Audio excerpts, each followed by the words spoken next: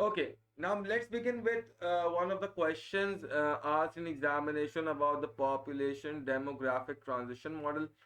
And this question plays a very very important role. ठीक है ना? अच्छा याद रखिएगा कि ये जो सवाल है ये आपके पास 2018 का मई जून का सवाल है, ठीक है ना?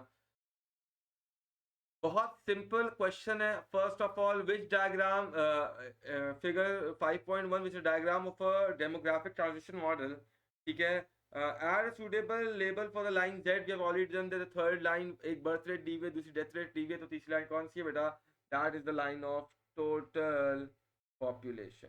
टोटल पॉपुलेशन की ये लाइन है, ठीक है. अक्सर बच्चे गलती इसको लिख देते हैं नेचुरल इंक्रीज. प्लीज इसको नेचुरल इंक्रीज नहीं लिखिएगा. Natural increase is the difference between the birth rate and the death rate. यानी अगर मैं नेचुरल इंक्रीज को कल मार्क करना चाहूँ तो जो ग्रीन लाइन आपको दिख रही है ये नेचुरल इंक्रीज है, ठीक है ना. ये जो आपको ग्रीन लाइंस दिख रही हैं ये नेचुरल इंक्रीज को डिनोट करेंगी, ये टोटल पॉपुलेशन को डिनोट नहीं करेंगी, ठीक है. नेक्स्ट चीज, describe the changes that occur in stage 2 of the demographic transition model. 3 changes मुझे दिख रहे हैं, ठीक है. थर्ड स्टेज के अंदर मुझे बोला है, सेकंड स्टेज के अंदर मुझे बोला है देखने के लिए. तो first of all birth rate हमने देख लिया कि स्लाइटली डिक्रीज होता है. हम लिखेंगे भाई स्लाइटली डिक्रीज. आप इसमें लिखेंगे कि थोड़ा बहुत चेंजेस आते हैं, थोड़ा बहुत नीचे की तरफ गिरता है. नेक्स्ट क्या है? नेक्स्ट ये है कि डेथ रेट. अब हमने देखा कि डेथ रेट गिर रही है तो हम लिखेंगे फॉल इन डेथ रेट, ठीक है ना. Death rate decreases. और ओवरऑल देखूं तो क्या हो रहा है? टोटल पॉपुलेशन क्या हो रही है बेटा? इंक्रीज हो रही है, ठीक है. तो ये 3 चेंजेस हैं. आप इन 3 चीजों चेंजेस के बारे में लिख सकते हैं. आई गेस ये एक 2 मार्क का क्वेश्चन था, तो अगर आप में से किसी ने 2 चेंजेस भी लिखे हैं तो दैट वुड बी एक्सेप्टेबल, ठीक है. 3 चेंजेस हमने लिख दिए. एक तरफ हम देख रहे हैं कि भाई बर्थ रेट स्लाइटली डिक्रीज हो रही है, death rate falls drastically, and then we are also talking about the total population what it increases, ठीक है ना. ये सिंपल क्वेश्चन है, ऐसी चीजें एग्जामिनर पूछ लेता है आपसे, ठीक है ना. तो हाँ,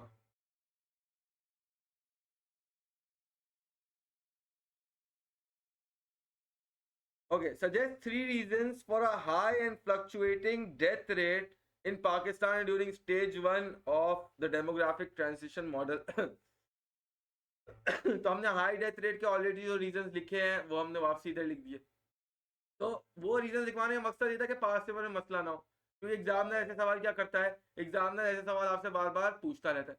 अब जब एग्जामिनर मुझसे ऐसे सवाल बार बार पूछ रहा है तो अल्टीमेटली मैं क्या करूंगा कि मैंने उसको पहले ही पढ़ लिया, ताकि एग्जामिनर जब मुझसे सवाल पूछे तो मेरे पास प्रॉब्लम ना आए. जैसे भाई फॉर एग्जाम्पल हमने ऑलरेडी पीछे वाली वीडियो पीछे वाले जो अभी लेसन किया हमने, उसमें हमने क्या देखा कि हमने भाई उसमें हमने ऑलरेडी रीजन लिखे थे. तो अब आपने क्या करना है, उधर से रीजन उठा के इधर लिखने. तो ऐसे मैं अपनी तरफ से नहीं लिख रहा, एग्जामिनर से सवाल पूछता है तभी मैंने आपको बताया, ठीक है ना. नेक्स्ट, हाँ हम करेंगे, हम देखते हैं कि भाई वही lack of education, low education नहीं है, हेल्थ केयर फैसिलिटीज नहीं है, ट्रांसपोर्टेशन फैसिलिटीज नहीं है. ये एक नया पॉइंट है भाई. For example sir transportation facility से डेथ रेट का क्या ताल्लुक? सवाल तो ये होता है ना sir, high death rate transportation facility why?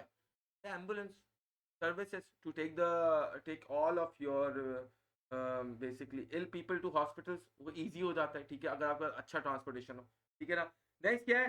Explain 2 reasons for a fall in the birth rate in Pakistan during stage 3 of the demographic transition model. You should develop your answer. We've already developed once. We have already written all of the mentioned above reasons, ठीक है. तो क्या बोल रहे हैं भाई 2 reason बताओगे fall in birth rate क्यों हुआ, किस में? स्टेज 3 में. अगर हम स्टेज 3 देखें तो हम एक और तो देख भी लेते हैं, कोई प्रॉब्लम नहीं है.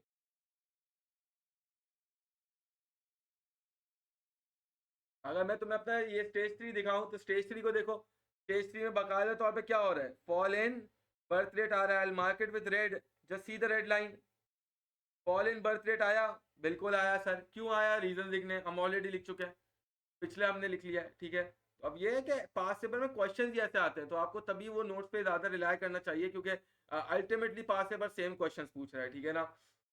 चले.